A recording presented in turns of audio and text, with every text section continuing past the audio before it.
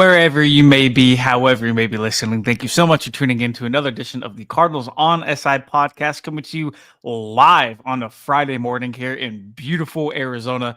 Richie and surprise, yours truly in Peoria. Before we get into the nitty gritty, go to comment, like, subscribe on the video below to support. It definitely does help. We are hashtag on the road to 2K, which I'm hoping we can hit before training camp.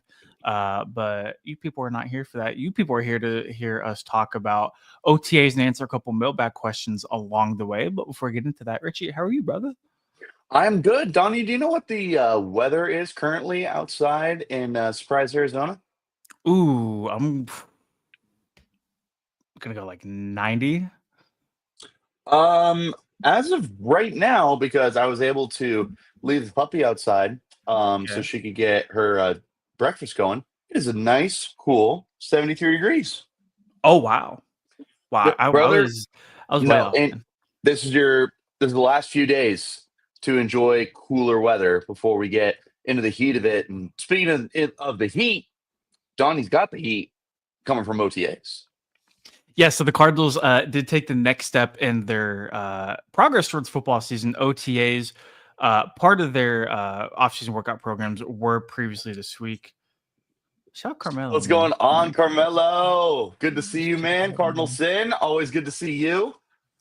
Don Speaking John, on from work, hashtag Donnie shirt first, then Richie. Oh, jeez. do you get that reference? If it's what I think it is, It's probably what you think it is. well, now I'm confused. If Han shot first, Star Wars. yes. Yes. Wait, you were serious about that? Wow, I was expecting you to go Star I Trek. barely, but I'm starting to brush You up on the tried Star to. Wars more. But I was at OTAs earlier this week for the Cardinals. Still have another OTA session next week, and then they'll have mandatory mini camp a little bit later in June. Hashtag make Battlefront 3, dude. I hope Battlefront 2 is good, man. I love Battlefront that 2 that's is good. just taken over everything. Brian, what's Shout going out to on, man? Brian. What's Brian going on, Seagal. dude? So maybe do we Dude, need to stream more chat often is in the morning, maybe?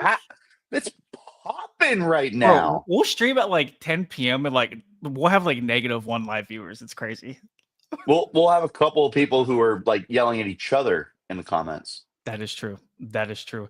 Dude, Um, can you just not tell me about OTAs? dude. I know, man. I keep getting sidetracked. OTAs. It was about what you expected. So there's different teams have different rules for whatever it comes to reporting what can and can't happen at off-season team activities. So basically, they'll have OTAs for like a 3-day stretch. They'll have media availability for one of those days, and on said day, we'll normally talk to like a player or coach before and after, and then we walk out to the field. We're allowed to watch the first 20 minutes, which basically is just like stretching and individual drills. And once they get into like team stuff, they close it down. We can still stay out there, but we can't report. We can't talk about anything. So there's not a whole lot because I know like I think the Packers and like the Dolphins and other teams like that, like they're allowed to say, hey, you know what? Like Marvin Harrison Jr. ran this really, really nice crossing route. Like he looked great. I can't wait for him to make a big leap in 2025. We can't necessarily do that. It's more such as reporting who was there and who wasn't there. But we were still able to get a little bit, Richie, of what we thought was going to be. 10 p.m. is 2 hours past my dead. Yeah, I'm getting there. I'm getting there. I, Also, I was gonna happy say, early good for you, Brian, birthday. for being an adult. Happy early birthday, 2 hour on Richie Bradshaw. He turns the big 3-0 tomorrow. I sure don't. Can't wait to celebrate 25, baby. All right. 25 it is. And then because it's weird, I sneak in before work. This is shout out to you. And then Carmelo says, what do you guys think about the Cardinals defense this year with all the upgrades? Carmelo. Love it. Love this Yep. defense. Big fan of this defense. Yeah, I think we have a mailbag question we answer a little bit later whenever it comes to that. We will certainly get there. So thanks for everybody for tuning in. Very big fan. So the first takeaway I have from OTAs, we talked to Jonathan Gannon before we got to AZ Jason's in. Midnight show from me. And thank you for the happy birthday, brother. Richie, where can people find your Sun Devils work at? But yeah, if you're a Sun Devil fan, you can always check out Locked On Sun Devils. We will have a show a little bit later today. Dilly was on Coward yesterday, and I mean, I can't think of a better place to take some content from. Can you? No, nope, not at all. So You're getting a lot of love in the chat, birthday boy. Shout out to you, man. You guys, much closer to AARP and Life Alert? I sure am, buddy. And the arthritis in my knee is only getting worse. We talked to Jonathan Gannon before OTAs. My takeaways were he's absolutely amped for the offseason team activities, which he's amped for everything. I feel like his daughter could have like a dancer side on. He'll just be absolutely buzzing for that. So like the JG trademark energy was certainly there. He said attendance has been great and players have communicated great. We'll get into that here in a second, but there were a handful of pretty notable names that were not present. Believes in a young cornerback room to step up from Sean Murphy Bunting's injury. If you don't know, Sean Murphy Bunting, veteran outside corner, placed on reserve / non-football injury list. He will miss the entire 2025 season, but names like Will Johnson, Max Melton, Sterling Thomas, Garrett Williams will certainly step up and kind of fill that absence. Elijah Floyd, Jones. however you want to call it. Elijah Jones is also another name. Keetrell Clark possibly. Consider too. my eyes Denzel Burke. wide open. It really, really is. And then he said, really impressed with Marvin Harrison Jr.'s hamstrings. And it's an interesting note to put in there, Richie, because the offseason program that the Cardinals have, just like strength and conditioning wise, you see so often rookies coming to the NFL. And then you see the leap from year one. Appreciate you, Brian. To year two. You see that giant leap from year one to year two, both mentally, developmentally, and physically as well. And I say that because everybody saw the picture of Marvin Harrison Jr. absolutely, yoked out of his mind and said, okay, like he's clearly been in the gym. He's clearly been in the weight room. This is big boy stuff now. Like he looks like an action figure. So if Marvin Harrison Jr. Richie looks like an action figure, then Darius Robinson looks like a Greek statue because this man was already freaking ripped last year as a young pup. Heading into year two, he looks like he swallowed Darius Robinson from last year. That's pretty sweet, man. So real quick, I do want to toss in two things. First of all, I guess three things. Would love a Cardinals Super Bowl run. I think they're overdue. So first of all, I love that Marv and Darius look naturally big and not David Boston big. Shout out Cardinal fans who remember David Boston. Second, I think it's important to remind everyone that now feels like a good time if we're going to talk about Marv a little bit. He had a good rookie season. Yeah. So it wasn't statistically a great rookie season, especially compared to his peers. But I feel like now's a good time, Donnie, as we continue to dive into the offseason to remind everyone Marv had a good rookie season. It wasn't historic the way that many, and especially myself, like I will take a ton of blame for hyping him up the way that many did, especially myself. Still had a good rookie season. And I'm not sleeping on Darius Robinson, man. I don't think that it's all over and done for him because he was injured as a rookie. The last I checked, that talent didn't go away, and I mean, look at him. That is a big father mucker. So let's keep our eyes on him in the second year, guys. Yeah, and it's funny because whenever we talked to Darius, he said it sucked because he felt like he had really good tape in training camp, which he did. I mean, I watched from me to my closet away that he pushed Paris Johnson Jr. back like a shopping cart with ease. And I'm like, this guy is going to be a problem if he can piece a couple more things together.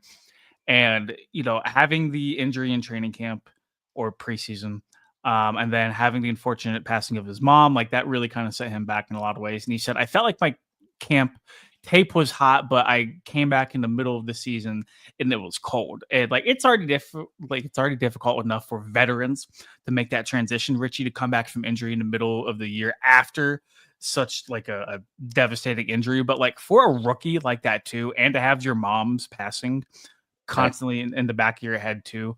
That was a really, really tough rookie year, but I feel like he still displayed a lot of like really good things on tape at the end of the year, moving into 2025. And I don't think any of the free agent signings or like them drafting Walter Nolan is indicative of anything other than them just wanting to beef up the defensive line. Yeah.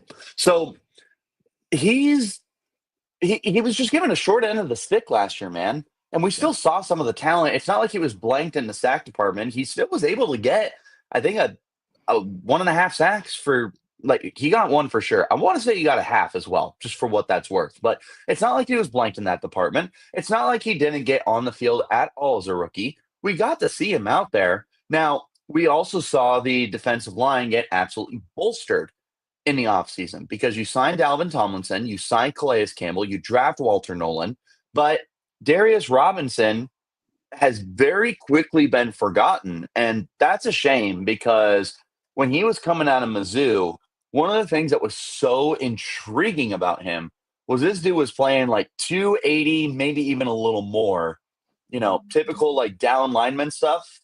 He was projected as an edge at the next level because of how good he is athletically and how good he is just being able to get after the quarterback. So, I mean, you look at him now, Donnie. He could still be 280, but that is a much different 280 than what one may anticipate 280 looks like. So, Yeah. I am still really intrigued with Darius Robinson, and I think that there is a line for him to get on the field this year. I do think at this point, starting time is going to be scarce for anybody. Mhm. I'll tell you, I think Walter Nolan has less than 10 starts. I don't think he starts even half the season, but we will see him out there a lot.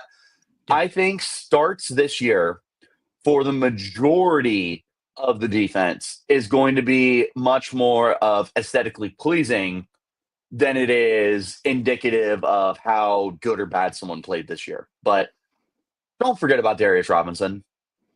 Don't be So that Cardinals I fan who forgets I, about I him. would completely agree, brother. I was 280 at one point. I did not look like that. So shout out to him. Catching up on the chat here. Carlos has been a Cards fan since the early St. Louis days. Damn. Well, you're looking good, my friend.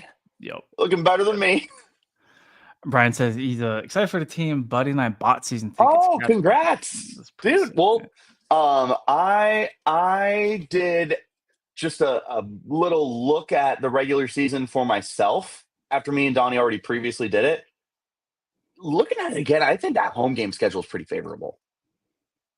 The I would agree. away game schedule, a little different. So, Larry Legend, yeah, dude, 100%. If you were going to talk about statistics by itself, uh, he did what Larry Legend did. He did what Calvin Johnson did. So, if you want to look at statistics, that's awesome. You want to talk about talent, Marvin Harrison Jr. is not that far off in terms of the pure athleticism and upside that those two have. There's a reason we call them a generational talent. Now, let's see if he steps into that in year two. Bring And back yeah, the no dude, fly zone defense vibes. no from fly zone 2015. defense. There's a lot of good vibes with that room right now. And Donnie, it's a cheap room. It's not going to be cheap whenever Garrett Williams is made the highest paid nickel cornerback next offseason, but that is well I was gonna deserved. say We are next definitely offseason, rooting man. for that. Yep. Yep. And then last time Cardinals opened up against NOLA was 2015. Good omen. Good omen. That was a pretty good team with an MVP quarterback, a stud defense, and dude, 2015 was good. Was that Chris Johnson? That was Chris Johnson, dude. What a Chris fun Johnson? year it was. It was. By the way, he was tackled by Brandon Williams, but the refs were doing the 5-second rule, I guess. Tyler, what's going on, man? Good to see you, brother. One of my boys doing up early. So we were actually supposed to record this last night. We had to bump it to this morning. And this might be the movement. We're getting so much more traction, I feel like, than a night one.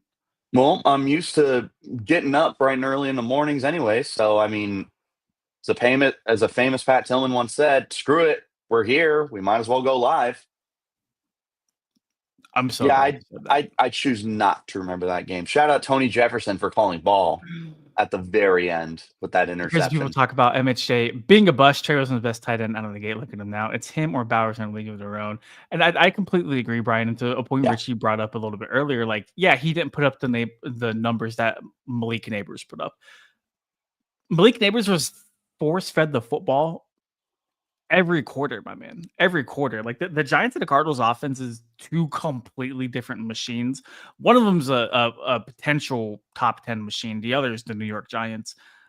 There's so much going on in New York that, like, really the only opportunity they had was to force feed Malik Neighbors. And granted, like he was very productive and rightfully so. I think he's a very, very talented receiver. But if we swapped Marvin Harrison Jr. and Malik Neighbors, I feel like their production would be similar on the different teams.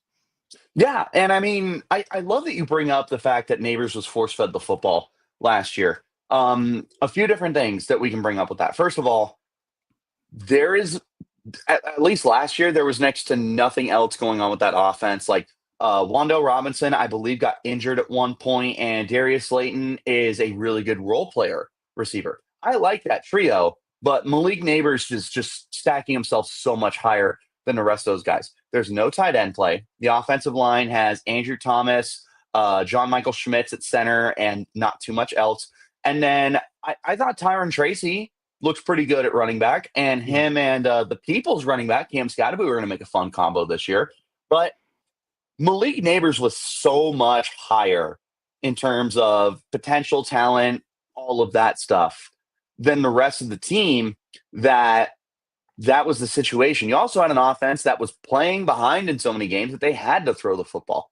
The Cardinals, for all intents and purposes, kept a pretty balanced offense last year. They actually had a run game, including a 1,000-yard runner in James Conner. They had a tight end who was able to take away the attention of the defense from Marv Harrison Jr. But one last thing to remember, Malik Neighbors was used properly by his offense. Marv was kind of being forced as a square peg into a round hole. Hopefully that'll change in year 2. Nope, completely agree. Give me this back on the OTA train, Richie. There were a number of people who were not there. Getting some more birthday love in the chat. Who do you think should be the backup quarterback this year? I feel like it's a pretty easy answer. So if it's the Cardinals, it's definitely going to be Jacoby Brissett.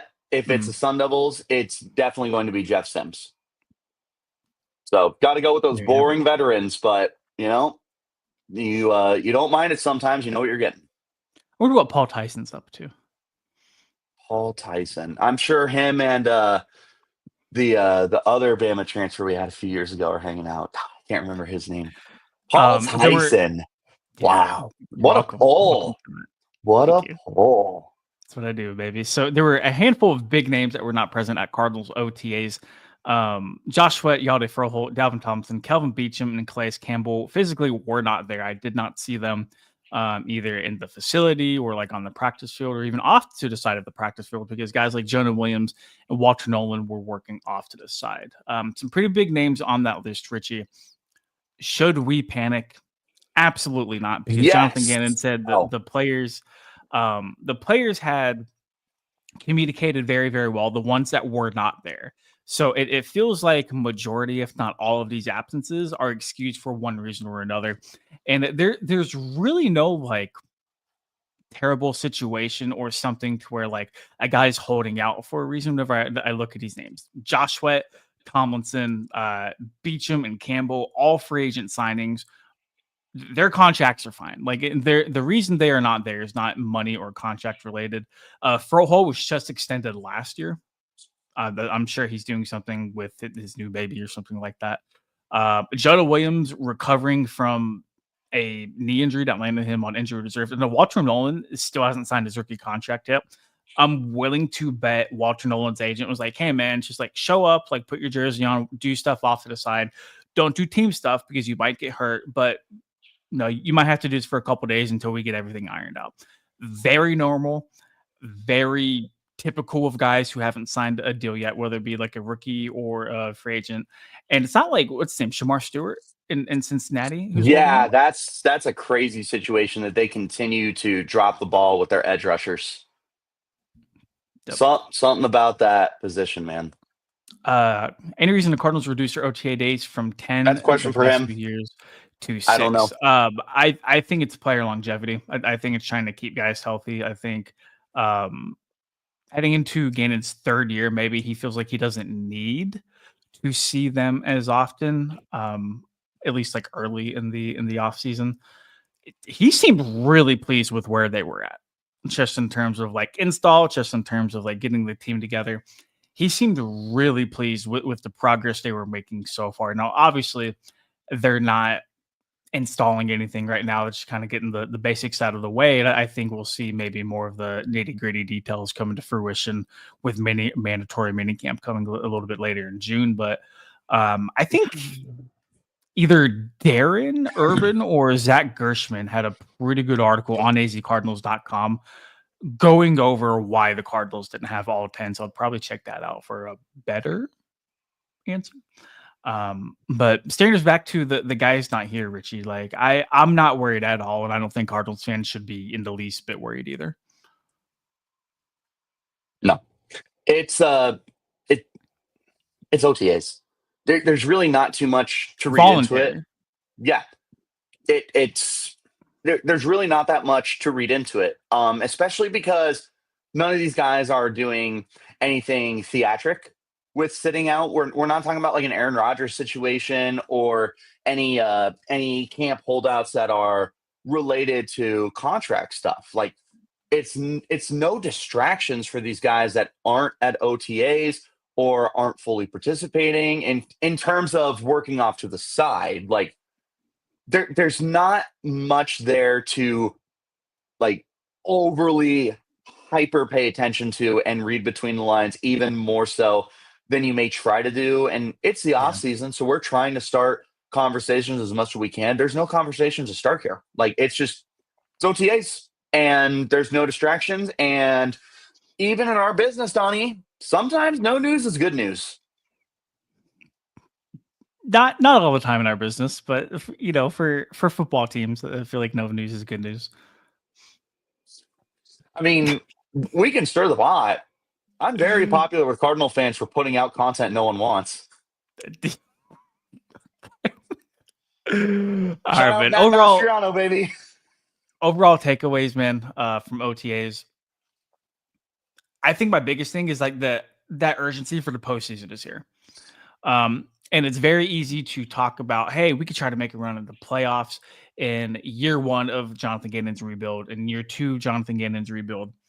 I think after watching them take the division lead after the bye week and them narrowly miss the postseason and watching them spend big money for agency, really commit to overhauling the defensive side of the ball, I think they're expecting to make the playoffs. And like talking to players, talking and like listening to coaches, I think that's the expectation too. James Conner said, look, like we don't play this game forever. Like if we're going to do it, we're going to do it now. I loved his comments, by the way. Yeah. Darius Robinson was asked if they talked about making the postseason at all. And he's like, we talk about it all the time. The fact that, we can look at the teams in the playoffs and say, hey, like, we played these guys. We went toe to toe with them. Like that can definitely be us next year. And I would agree. I would completely agree. And it's just the whole dynamic I feel like is shifting from the Cardinals maybe being that team who plays hard but won't always get the win, but they'll be in every game to, hey, like we're locked and loaded, let's make a run at this. Yeah. So I mean, as someone who's not able to get out to OTAs with you, like I said, I'll just double down on the fact that we're not really hearing anything, we're not seeing anything, and there's certainly no distractions that are going on with this franchise right now. So appreciate it. And appreciate the fact that these players are just dialed in because that's where you want your team to be. You don't want the stuff that's going on, right? You just want your team to be focused on the tasks that are ahead of them, excuse me. And as I have said many times, the minimum expectations were drastically raised because of how well the team overachieved last year. And that's a very good thing, by the way. So to see that the players are all intent on, we got that sniff of it last year. We were right there. Now's the time to go ahead and take that next step forward. Kyle says, easiest way to make the playoffs is winning the division. This feels like your best chance to do that in a while. Which team is most likely to stand in their way? I think it's the Rams. It's not close. Yeah. They look good, man. The Rams look good. I know they lost Cooper Kupp, but I am higher on the Niners than most, apparently. Like me and Vegas are all in on the Niners. Yeah. I think their run is done, man. I think that gas tank ran out last year. We'll wait and see, man. So I mean, and then Seattle. I don't know what to do with them.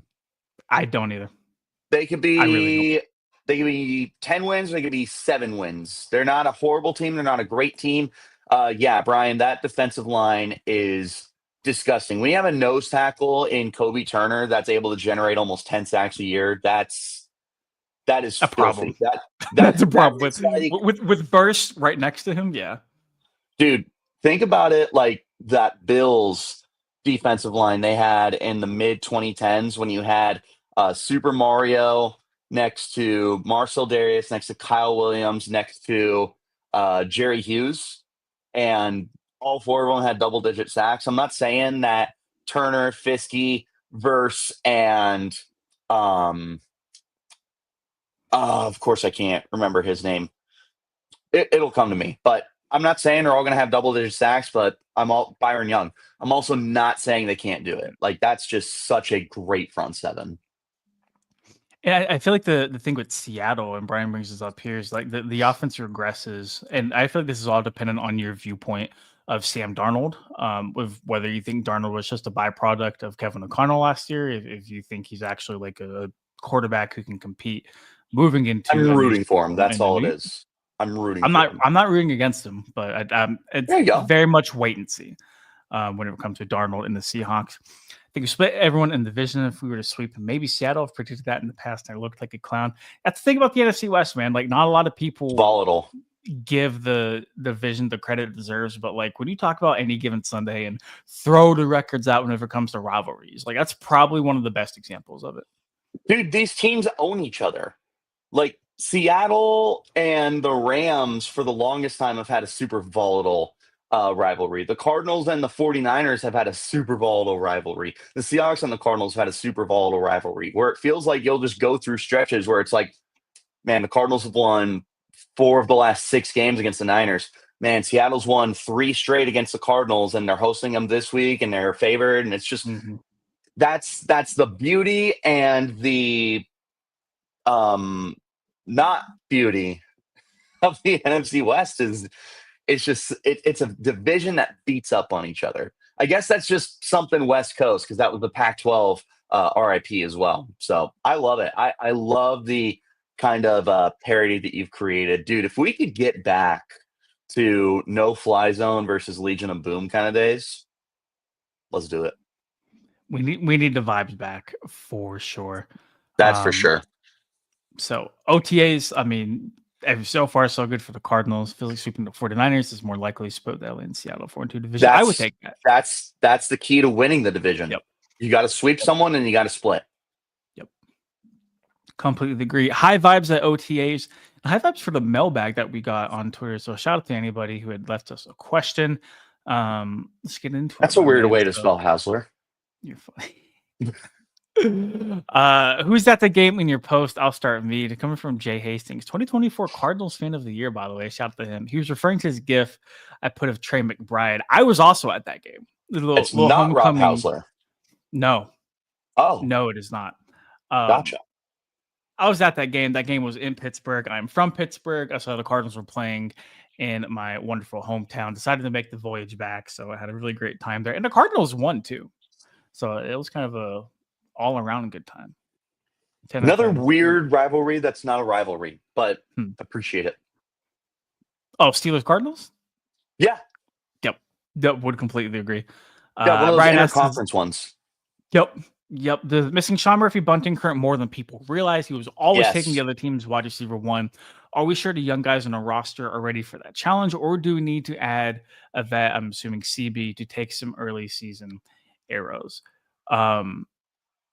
I don't want to overstate it hurts more than people realize. Yes. I think purely for the veteran voice and experience in the room. I know people are like, oh, Sean Murphy Bunting didn't play that bad last year. And he wasn't the worst corner in the league, but he also was not the best. Go ahead. No, but that's not the point of why we are concerned, or we are overlooking I'm struggling with the words. The not the importance. I don't know.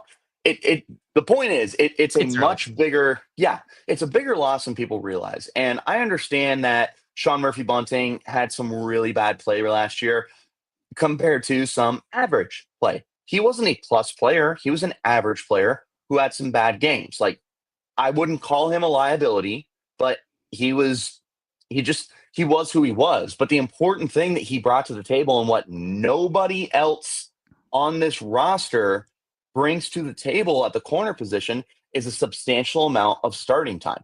I think the most starts between the remainder of the room is either Garrett Williams or Jalen Jones, who was brought in over the offseason from Chicago. Because otherwise, Elijah Jones, who I've got my eyes on, missed his rookie season. Max Melton does not have a ton of starts in his career.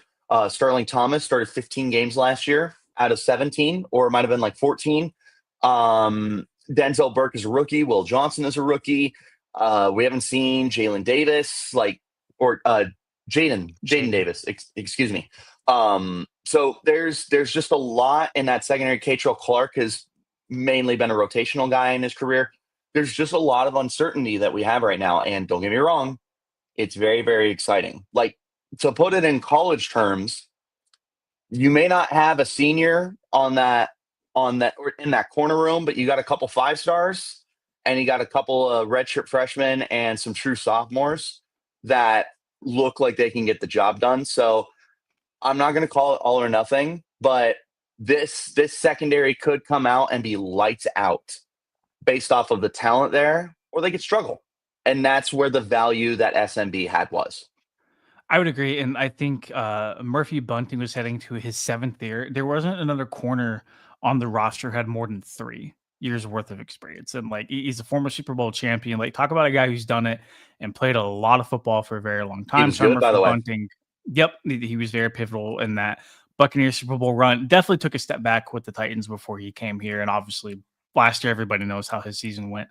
Um, I don't think he always took the other team's receiver one away.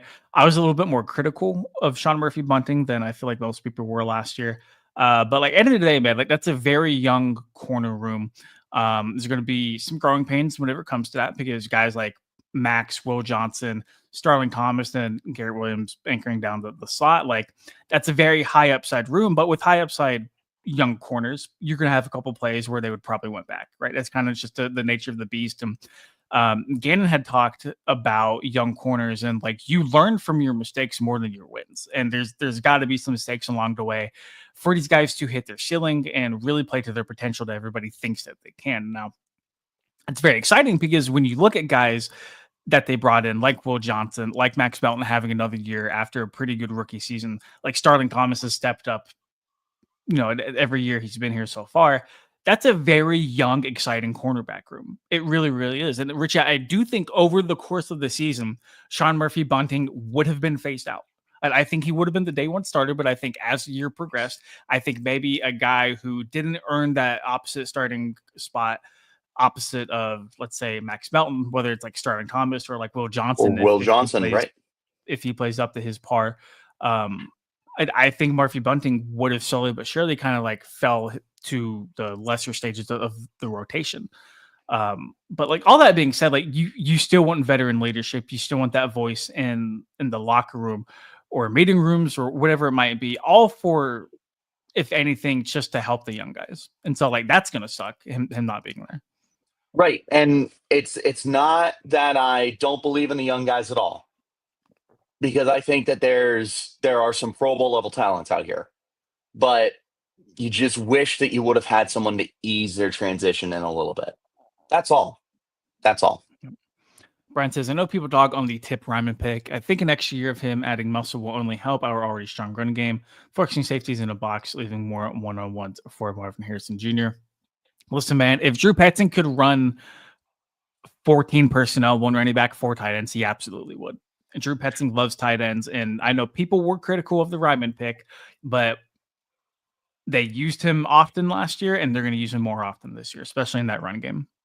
Find a way to turn him into the Walmart or Fry's Kroger brand version of Kyle Juszczyk. And I want to see him do some blocking this year. And let's just have some fun and line him up as a fullback and just see what you can get out of him. But I love that biggest dog on the park mentality that Tip Ryman has. Like he plays some 70s football where he's just looking to hit you in the mouth, and I love it. Also, don't sleep on as I can't remember his name, our number 2, Elijah Higgins. Don't sleep on him. Yeah, and what I like about Arizona's tight end room is that like Trey McBride, obviously Clear number one one. of the best in the league, but like Higgins and Ryman bring such different skill sets to the table, man. Like Ryman is your like prototypical, like just throw him in line and watch him move people. And Higgins is definitely more of the modern day. You can probably split him out at receiver in like a 4 set. Really good Beautiful. pass catcher, really good route runner. Like they both do different things, but I think their skill sets complement each other very, very nicely behind a guy like Trey McBride. Beautiful. Connor asks, BEA. due to the cap restrictions, do you feel Kyler has to be here beyond 2025? With the floor of the team seemingly raised, they'd likely have to move up for a quarterback. But what are the odds we see someone else at the quarterback spot next year? So first of all, as your resident draft guy, no, you don't have to move up for a quarterback next year. Next year's class, if everyone comes out, and that's never the case, but there's a lot of really good quarterbacks, and one of them's in your own backyard. So the Cardinals could be picking right in the middle of the pack again, or they could even be picking in the 20s. There's going to be quarterback option. And I got news for you. If you're in the 20s, there's a very good chance that Kyler Murray is back. So just starting there from a draft side of things, you don't necessarily need to be picking super duper high, because quarterback 5 or quarterback 6 could be available in the teens. Look at last year's quarterback class, where you had 6 guys in the top 12. So it feels like one of those classes for me.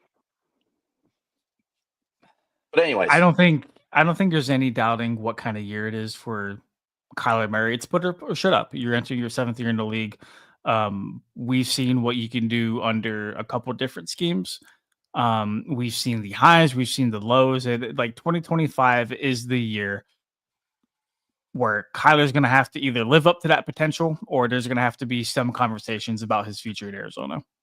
And whether those conversations actually turn into something, whether a move turns to fruition, who knows? But Kyler very much can dictate his success coming into the season. Like it's this in his is hands. the year.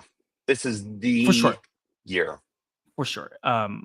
And the same can be said for Drew Petzing entering year 3, second year with the fully healthy Kyler Murray. Like we're going to get some answers this year. 2025 will be the year we find a lot out about guys like Kyler Murray and Drew Petzing. Now, kind of to bring up cap restrictions, and I do want to point out, according to overthecap.com, if he was traded pre-June 1st in the 2026 offseason, so next year, they would save 35.4 million against the cap, 35.3, and accrue 17.9 million in dead money. The contract, Cardinals wise, won't prevent him from being traded next offseason. Whether a team wants to take on the rest of that contract, completely up to them, whoever's trading or may trade for Kyler. The money's not the issue whenever it comes to Kyler Murray's future in Arizona. They are not stuck to him. They are not chained to him. They are not anything like that with him. Now, his base salary for next year has already been guaranteed by him being on the roster on the 1st or 5th day of the league year this past offseason. So like a good chunk of his 2026 money has already like been paid out to him. I feel like the Cardinals, I don't think, are projected a ton of cap space heading into next year. But like that number is still yet to be finalized, and we haven't even played 2025 yet. So this could be a very dormant conversation if Kyler goes out and plays like the top 10 quarterback he is on a consistent basis, and then we won't even have to worry about this. But they're not chained to him. They're not financially burdened to him next offseason. Could it be tough to get a team to move on Kyler's contract? Sure. But I also feel like next year's draft class, and Richie, you can talk about this, is a very, very good one to pick quarterback. So this all being said, like they love Kyler. Like you and I can have our opinions about Kyler. People can also have their opinions about Kyler. What matters is what the Cardinals think, and the Cardinals, at least moving to 2025, and since the moment Jonathan Gannon and Monty Austinfort got here, have done nothing but praise Kyler Murray. Nothing. I mean, he's a good football player, and he's certainly taken big steps forward in terms of maturity. I understand that there's still times where, he looks like any other person, and he may be perceivably pouting on the bench or something like that. But I feel like so much of the hate that he's getting whenever he is upset on the sidelines is residue from early in his career. Because at this point, like, I see plenty of players that get upset on the sidelines, but we're still like holding on to that frustration that we had early in his career from him. He is still a good football player. And I am so utterly excited to see him talk, or not just talk the talk, but walk the walk and get back to running the football more. Because I think that is going to be what could turn his career around, is committing to his legs. I applaud him for being a good passer and for taking those steps forward as a passer. But over the last few years with Lamar and Josh and Jalen and Jaden Daniels last year, that we are seeing that, run. If you can run, then run. Like, don't handicap yourself. When Kyler was first doing it, it was at the time where you were looking at guys like Lamar Jackson and Josh Allen, and you were like, hey, stop running. You need to become a good passer. Okay, well, they're good passers now, so let's get back to running the football. And it's like, oh, well, that's why they're top 5 quarterbacks. I'm not saying Kyler's top 5, but I am saying that Kyler needs to get back to what he does best, especially because now the league is 10 times more forgiving for guys who are run second after pass first, but it's a much closer, like 70-30, 60-40 kind of split. I think Kyler commits to that. We could see them turn around. Steve, what's going on, man? By the way, I love your profile picture. I showed that movie to my girlfriend the other day, and she very much appreciated it. And I was like, yeah, it's back when you could make some really crazy, insane jokes, and people would laugh at them. So great movie. Donnie, do you know the movie by chance? I don't know. Also, Airplane. subtle. Oh, okay. I was getting subtle flex with the girlfriend, by the way. Just casually sprinkling that in. Well, Minnie the Dane is unfortunately slipping right now. So, damn it, Minnie. Mondo or Mando, I haven't gotten his name down yet, says very underrated position that seems to be overlooked is our inside linebackers. Mac Wilson, Davis Gaither, Owen Papo, and Cody Simon. I know Mac Wilson is going to be inside linebacker 1, but how do you see inside linebacker 2 and the rotation playing out? I'm taking a look at Owen Papo. I'm not. You're not? Gotcha. Nope. I think he's fast, and I think he's a good special teamer. I think, how about this? If there was a year for him to get on the field, it's this year. I would agree. Because even Mac Wilson, I don't know that he's going to command a full-time role. Because I think he's going in the year 7. He's never commanded a full-time role with the defense. He's always been a very good, above-average rotational linebacker. And I don't think that the Cardinals should be doing something that he hasn't done in 5 or 6 pro seasons and now forcing him into doing that. I think you need to understand that some guys are just really good for reserve spots and then do that. And the Cardinals defense does a really good job of getting production and high-level play from their linebackers without fully committing and certainly investing in the position. So back to Papo, there's a chance for him to get on the field this year because, Mac Wilson may be a 17-game starter, but like I said a little earlier in the show, it feels like I will check comments in just a second here. It feels like this year your starts are going to be much more aesthetically pleasing than anything else because we could see Cody Simon have 1 start and lead the linebacker room in tackles, and I wouldn't blink twice. So, I agree with Brian with an I here for Mac Wilson because he's not a super well-rounded linebacker, but he's good at what you ask him to do.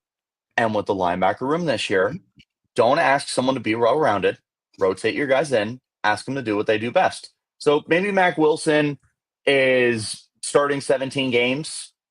out of necessity, but he's third for the position in tackles.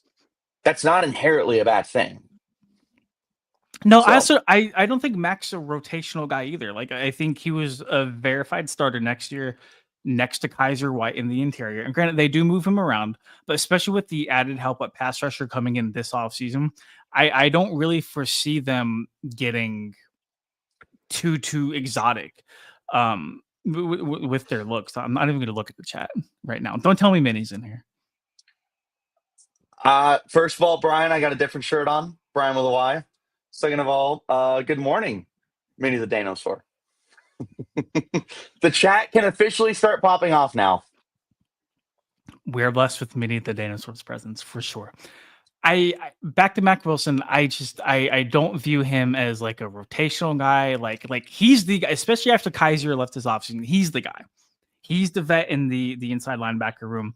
I think a lot of what you said for Mac Wilson can apply to Akeem Davis-Gaither, a guy who has played a lot of snaps, but isn't necessarily that like verified starter week after week after week. I do think he will end up getting a lot of the like official like starts on paper, but like I'm all in on Cody Simon. I'm all in on You should him. be. And, I don't think you started from day one, but if there's ever a year for a guy like Cody Simon or Owen Papo, like you had pointed out, to kind of force their way into the playing time, it's going to be this year. It's really going to be this year. Lance says Mac is Green Dot. They obviously like his communication skills with allowing him to put out a song about the schedule release. That is fair. They haven't verified who the Green Dot is yet. We all think it's going to be Mac. They said they would run a couple of test guys in training camp just to see. Also, good morning, Lance. Good to see you, brother. Good morning, Lance. Cody Simon is my guy in my profile pick. And like it's such a tough sell to be like, hey, like this day third draft pick should start. But like with Simon's experience in college, like calling the Ohio State defense, which will definitely help with like green dot duties if down the road he does get them. On top of being the defensive MVP for the national championship game, playing at such a prestigious program like Ohio State, which kills me to say. Like all of that experience jumbled together on top of like a very open opportunity. I think it's Mac Wilson and Akeem Davis-Gaither to start out at inside linebacker week one. But like Richie said, like there's going to be a lot of rotation there. And I think throughout the course of the year, maybe Simon can sneak in, maybe Papo. I'm more Akeem to Simon, but I'm not sold on this. They signed two linebackers. Who was the other linebacker they signed? Mikael Walker. Thank you. I could not remember his name. There's a lot of guys in this room, and I think the majority of the room will find the field this year. So, I mean, just don't be surprised if you're a fan of snap count, if these guys all have, or at least like three of them are super similar with snap count. Because, yeah, Mac Wilson is going to be the starter. He is potentially going to be the green dot for you. But that doesn't mean and guarantee that he's going to be the most productive linebacker on the field or that he is going to command 70% of the snaps on defense. I truly I will stand firm on this until further notice that linebacker room is going to have a ton of rotation. A ton of rotation. I would agree. I just think the rotation comes opposite of Mac Wilson. That's it. No hate on Mac Wilson, man. No hate. All right, here's a question. When does the season start? Y'all better answer on the podcast. I don't know if that's a threat or a promise. Brother, football season's here, man. I was talking to a couple guys at the facility about this. Like, it's here. Like, we have OTAs this week. We have OTAs, I'm pretty sure, next week. We have mandatory minicamp in June. And then we have that, like, month and a half break between that and training camp. But, like, football season's here. And I am absolutely amped. Preseason starts in like August, and then I think week one of the regular season is like early September. I don't have the exact dates in front of me, but if only Ricky shirt room had rotation like linebacker room. I love how he calls you Ricky too. Well, you know what, Brian? At least if I'm going to commit to something, it's maroon shirts. That is true. Get out your crystal ball, ask Ed. Tarot cards or Ouija board and let us know what it says about the Cardinals. What's the regular season record going to be? We did this earlier with a way too early and did 9-8. Yesterday when I was messing around and just taking a look at the upcoming schedule and everything, I had 9-8 again. So I mean, I'm feeling really good about 9-8 right now, which last I checked is a winning record. 10 wins, 10-7. I don't know what the hat change had to do with it, but I'm feeling the vibes. It's Friday for most It's people. Friday. It's Friday. It's Friday. It's Friday. Got to get down on Friday. Everybody's looking forward to the weekend. No, you would hope finishing with 8 wins last year and with the improvements that they made to the roster, if everything goes as planned, I would say easily 9 or 10 wins for sure for the Cardinals. Would 10 It's wins be just enough to that get them to the schedule, man. postseason? Yep. That's just the only problem is like it has nothing to do with the Cardinals improving. It's just the fact that the schedule has some really good teams. And as I called out the schedule makers, they did an awful job with the way they stacked the schedule for the Cardinals this year. Yeah, Big a ton three. of concerns. Yep. Big three. Big three asked, any concern with the O-line going into the season? Is continuity Massive. and internal development enough? Will they re-sign Will Hernandez when he gets healthy? There's a lot to unpack here. This is a very, very good question. Concern might not be the word for me. There's just too much unknown for me at this point in the offseason. At this point in time, it looks like Isaiah Adams is the guy at right guard. I think the Cardinals like him there. Whether or not he can be a 17-game starter, we'll find out. Is continuity and internal development enough? But I didn't even talk about right tackle. Jonah Williams is still rehabbing his knee injury. He didn't have a brace on, so that's a sign that he'll Just be start ready Beecham. hopefully sooner rather than later. Kelvin Beecham obviously is back. Just start Beecham, man. Just start him. I'm out on Jonah. I'm sorry. And this is coming from like Jonah's biggest fan when he was coming out of Alabama. I planted my flag on that dude. I'm out. I'm out. Just start Kelvin, get through the year, and then draft a tackle high next year. Yeah. Is continuity and internal development enough?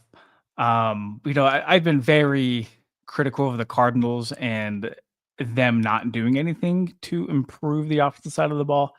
I don't think the power of friendship can really get them to the places they want to go. But that being said, continuity among any position group, especially the offensive line, is very, very important. Look at the Eagles. Look at the Eagles. Not only are they one of the best offensive lines in football, Richie, they've played together for a very long time. They've all managed to stay healthy. That's a lot of Pro Bowlers, though. And there is a Hall of Famer at right tackle right now. And 2 years ago, there was a Hall of Fame center. And they have just had nothing but extreme success on that offensive line. So in the nicest way possible, that is not a good comparison. No. I just, in terms of continuity, I'm not comparing the level of I'm not comparing the level of talent. I'm just saying the Eagles offensive line has played together for a while, at least the majority of pieces along that room. Me of all people would never compare the Cardinals' current offensive line to the Eagles' offensive line. Now, that being said, the left side of the line is figured out. It's Paris Johnson at left tackle, Evan Brown at left guard, Yali Farhold at center. I really, really like that three right there. I was super, super high on the Evan Brown re-signing. That was one of my favorite moves of the offseason, especially if you're talking about like under the radar offseason moves, which may or may not be good content, Johnny Druin. I was super, super excited when I saw Evan Brown was back. That was one of the best moves they made that no one was talking about.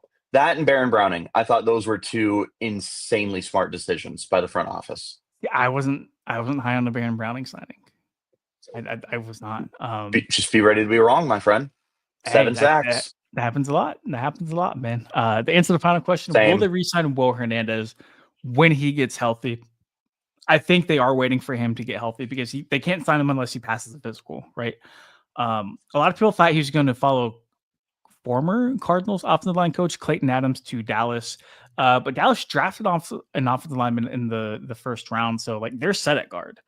I don't think Hernandez has played a ton, if any, center in the National Football League. I He's a do right think guard. Hernandez, when he talked to PHNX at the Super Bowl, was very adamant that he did want to return to Arizona. He loves it here. The locker room absolutely loves him. It makes sense. He's a very good and productive player when healthy. I think when he gets the medical green light, I would not be shocked at all to see Will Hernandez re-signed. And honestly, I would prefer that. Me too. I still think there's a lot left in the tank for Hernandez, and I understand that in 3 seasons here that 2 of them ended on injured reserve, but right now beggars can't be choosers, and the Cardinals need guard depth probably more than any team in the league. Like Evan Brown, he's a starter. He played well last year. We've not seen Isaiah Adams. Hayden Connor is a rookie. And I don't even know if there's anything else that's super notable in the guard room right now. But Hernandez John comes back. Gaines? Yeah. They It's like no John hate to Gaines, those but guys. yeah. Right. Who knows, man?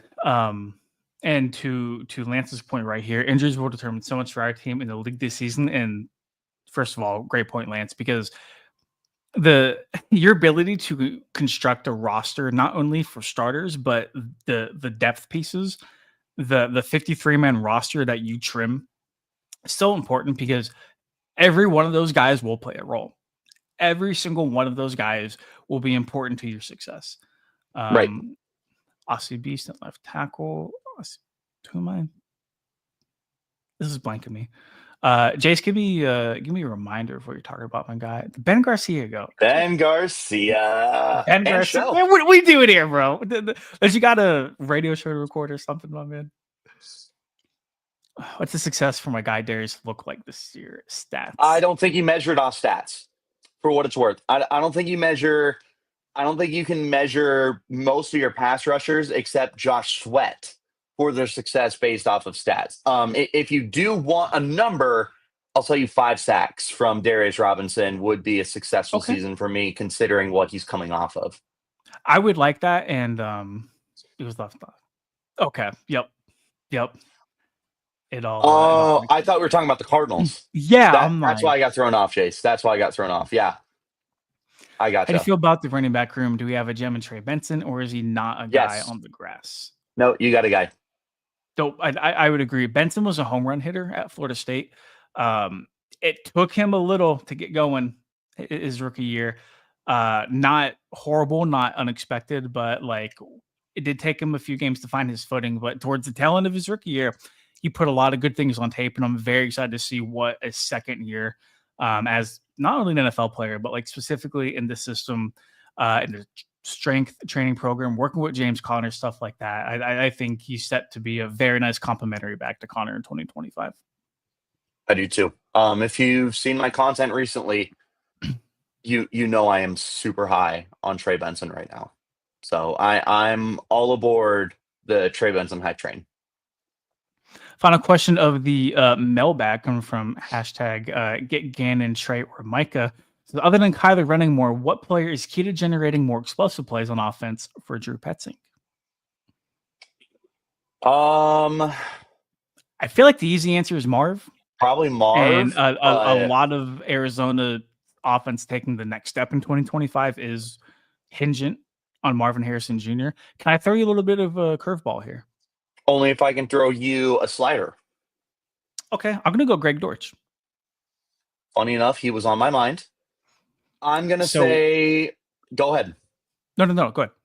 No, it's okay. You first. Greg Dortch, starting slot receiver, I feel like he was very productive whenever Petzing wanted to get him involved.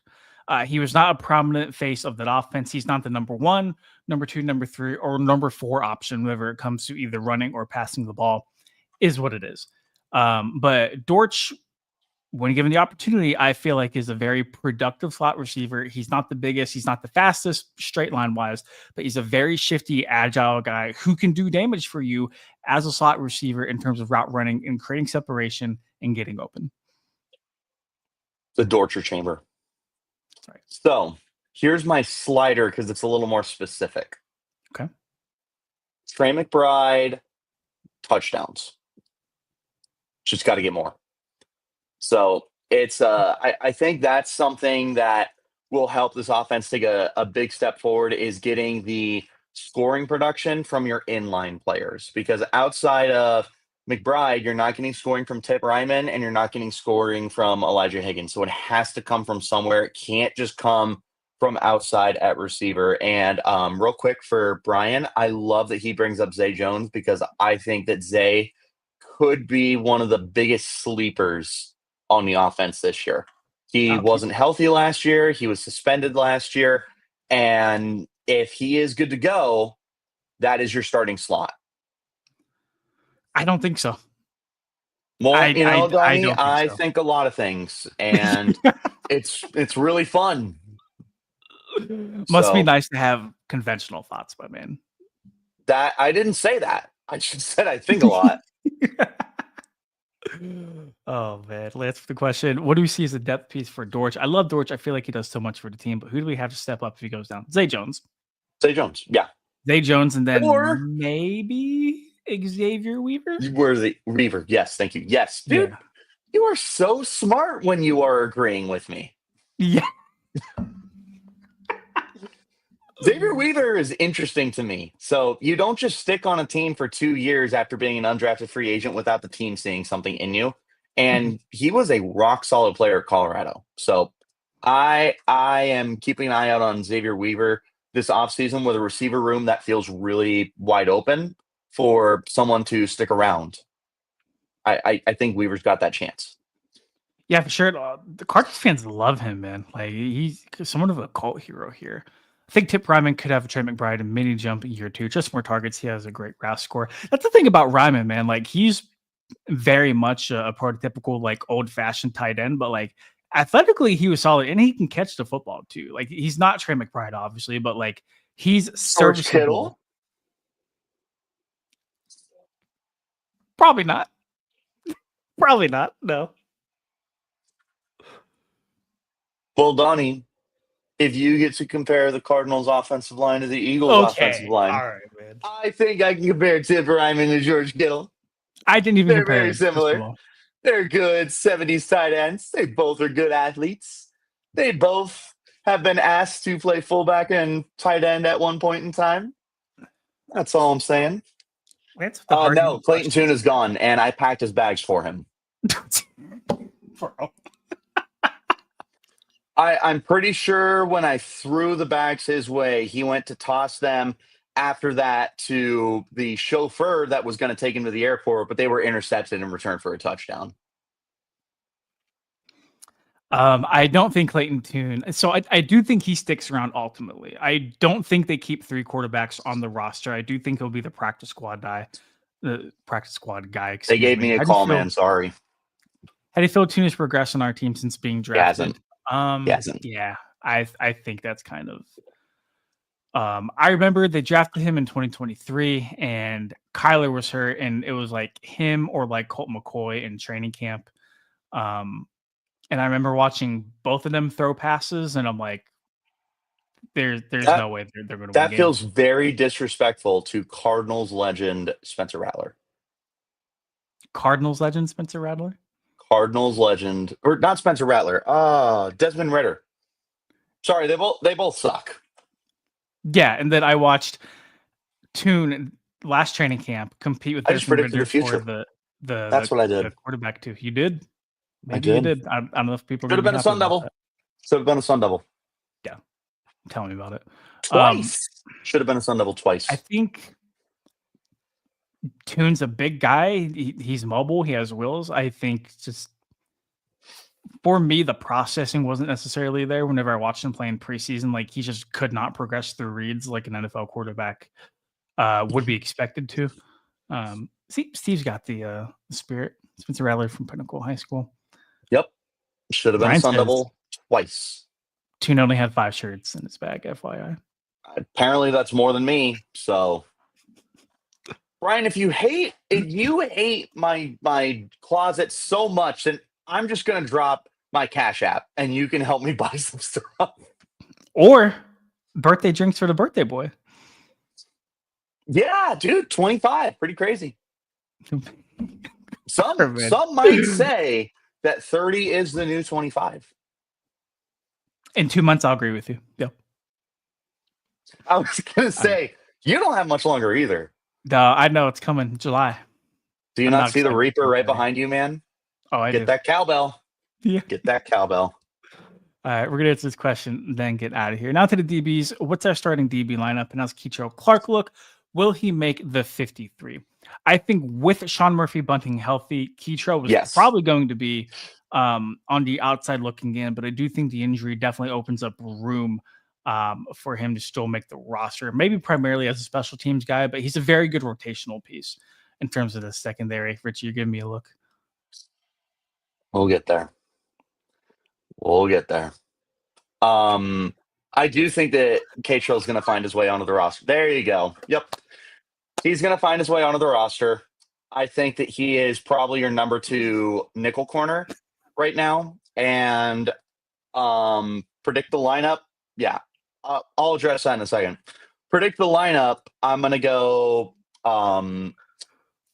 week 1, I'll say Starling, Max, Garrett. And I think before the bye week, you will have Will Johnson out there, but I also think it's going to be a really good rotation. To address Brian's insane comments, a lot of people will put something similar out there when they go to places around the country. Explain to the people why this is so funny at 8:00 Yeah. on Friday. Yeah, so I'm getting there. If you would shut your mouth for a second. I know you love the sound of your own voice, but I love mine more. But you'll go travel to Mobile, Alabama for the Senior Bowl, and they'll go, Mobile, I'm inside you. So I did that for Vegas. I said, Las Vegas, I'm inside you. Well, no one thought it was funny. And a lot of people were like, that was really gross. And I was like, I'm not going to lie. I don't think it was that funny either. So I don't think I deleted the tweet, but I might have deleted the tweet. And apparently it was too late. I think it just sent back question marks. I think I tweeted back and I was like, what are you doing? Thanks. Thanks a lot, man. Great friend. To answer Lance's question, I completely agree with Richie. I think without Sean Murphy Bunting, it's going to be Starr and Max Melton on the outside, Garrett Williams on the inside. I do think Will Johnson is going to rotate. And I do think eventually Will Johnson might snag that starting spot from Starling Thomas if he can play up to his defensive rookie of the year. What Sub-Zero, sickest nickname out of the rookie class. It's pretty sweet, man. It's pretty sweet. And me and you talked about if Lance, you also have a great weekend. Appreciate you stopping in. Me and you talked about this, Donnie. If we could find a celebration for Will Johnson, if he embraces the nickname for Sub-Zero, you got to do the fatality where it's the spine rip and just take the football and just hold it up like you're holding up the top part of a body. Like, you got to do that, man. That'd be tough. Brian, appreciate it, man. Between Will Johnson's potential celebration and Josh Sweat's like wiping the forehead sack celebration, like there's so much potential here. I just love unique nicknames and unique celebrations. Back when the Gronk spike was unique and back when Jimmy Graham dunking on the goalpost was unique, those were phenomenal. It's the simplicity of them. I would agree. It's the simplicity. Before we get out of here, favorite sack celebration, what is it? All time? Sure. You have to go with Jared Allen roping the hog. Okay. That's a good one. I think for me, I like Hassan Reddick's Gladiator one, where he like puts the thumb down. I think that's sick. When Terrell Suggs won the Defensive Player of the Year, he would just slap the you-know-what out of his helmet, and I always liked that.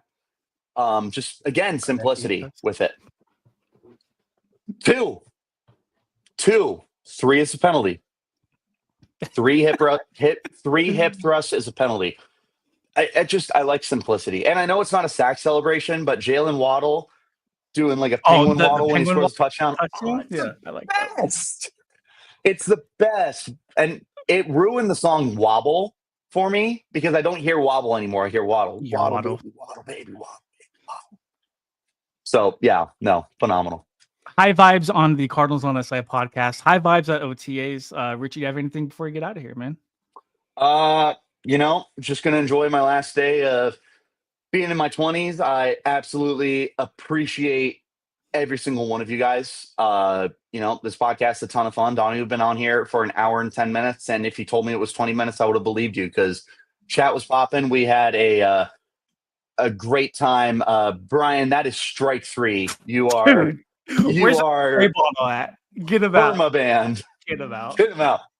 Get him out. You need to leave. And yes, get Calais Campbell.